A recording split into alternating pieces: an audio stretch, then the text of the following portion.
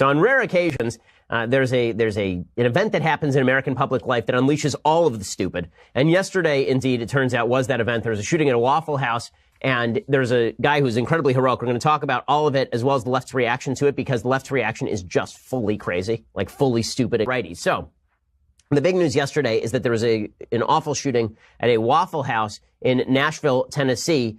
Chris Enslow over at The Blaze reports on. He says local and federal law enforcement, turns out, knew the man who opened fire in a Tennessee Waffle House early Sunday morning, killing 4 and injuring at least 7 others. They knew him so well that he was arrested last year and had his firearms confiscated.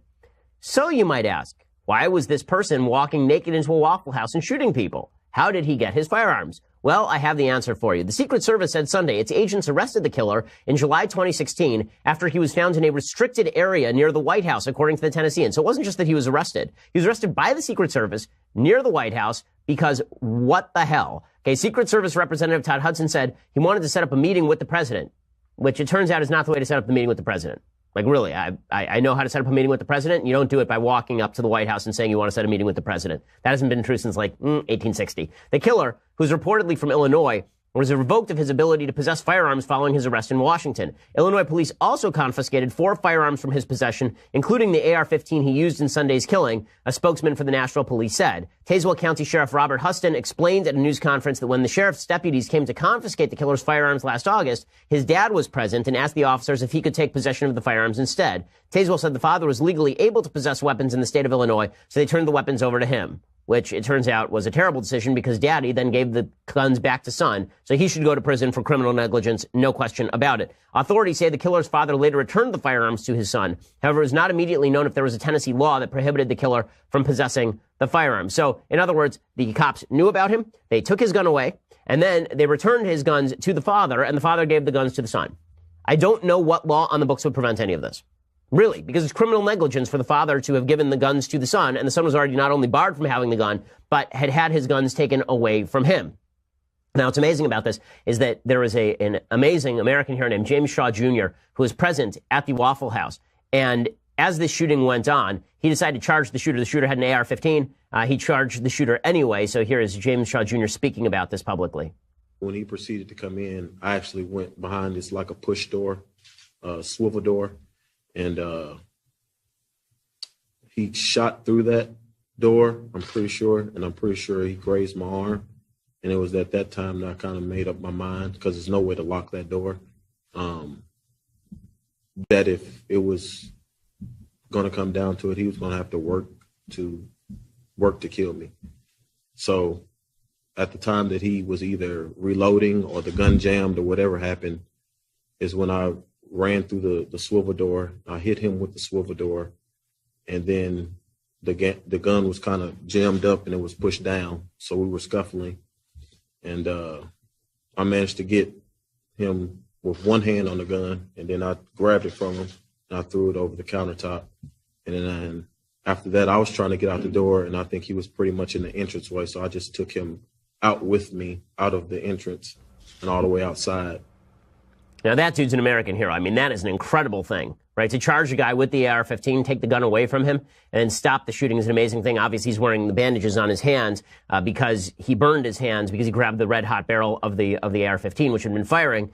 He also, I believe, was grazed by a bullet in the arm, is what it looked like. And he's fine. He went afterward with his family to church to pray. So amazing, amazing dude. Now, you might say, well, this is a story of an American hero stopping a person when he had no resources to do so because this guy is just a hero. And you might say, you know what would have been even better is if this guy had had a gun on him, because then presumably this guy would have walked in with the AR-15, taken the first shot, and this guy, this hero right here, would have done something about it, right? This is the kind of guy who would have pulled out his gun and shot the bad guy, hope maybe even saved a couple more lives.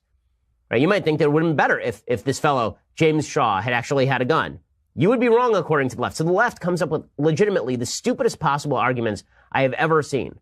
Like an insane number of stupid arguments have arisen from this, because now the left is making the claim that because James Shaw Jr. was not armed, then now we should expect people to disarm people with guns. Now, this is a little bit different from the argument that was being made just a few weeks ago with regard to AR-15s. They can't expect an armed school security officer to charge a person with a gun. That if you have a pistol, that you shouldn't be able to shoot somebody with an AR-15. Right? They were saying that an AR-15 is so wildly powerful that you shouldn't be able to take down that shooter even if you have a gun. Now they're saying that everyone should be unarmed to take down the shooter or something. Okay, I'm going to show you a series of some of the dumbest arguments you have ever seen. I mean, this is really insane.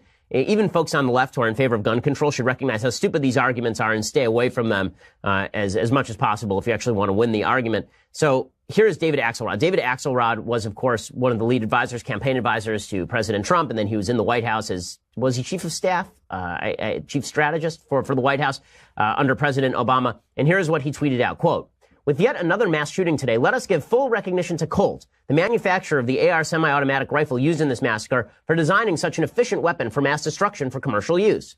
So this is a really, really bad argument. So the argument that he's making here is that the manufacturer is somehow responsible for the person using the gun to kill people, which is weird because I tweeted back to David Axelrod, full props to the makers of the M4 for generating the firearms used to kill Osama bin Laden. No props to President Obama, right? President Obama made the call, and all we heard about in 2012 was that Osama bin Laden is dead and Detroit is alive.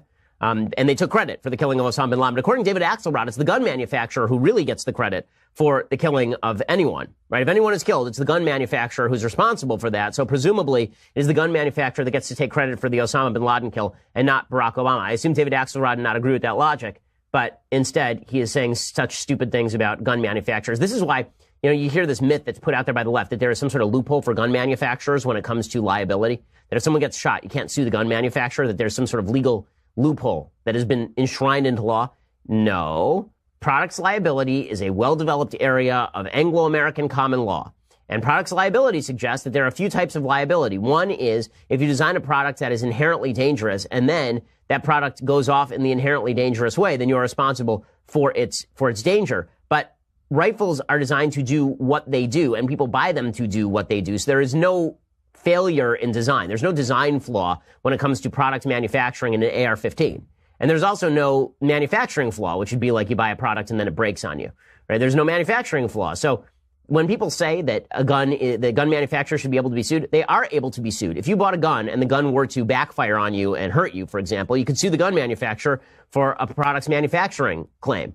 Or if the gun were so inherently dangerous that it had a hair trigger, and you pick up the gun and it just goes off because that's the way it was designed, then you have a design flaw and you get to sue the gun company for that. But you can't sue the gun company for making a gun that is perfectly manufactured to specification any more than you can sue a knife company for making a knife that is perfectly manufactured to specification. You can't sue the Ginsu knife company because it cuts things. And it's not the way that this works. But again, blaming gun manufacturers for the evil of individual human beings, it makes no more sense than failing to credit heroes for the individual heroism of human beings.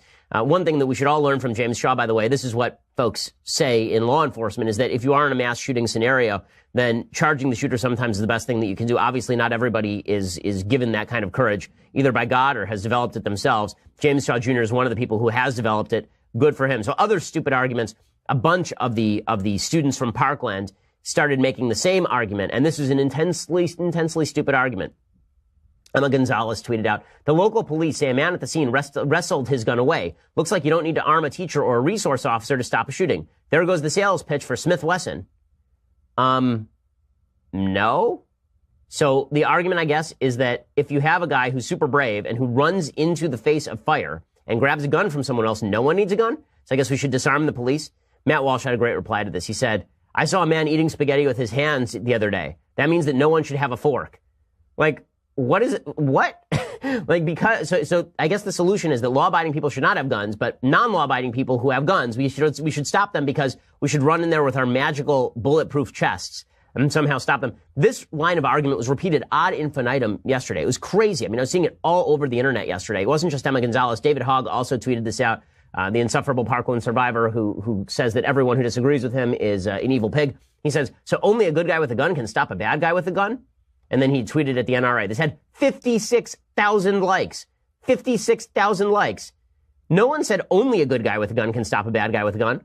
Okay, what we did say is that there is a much better shot that you are going to stop a bad guy with a gun than you are charging the guy.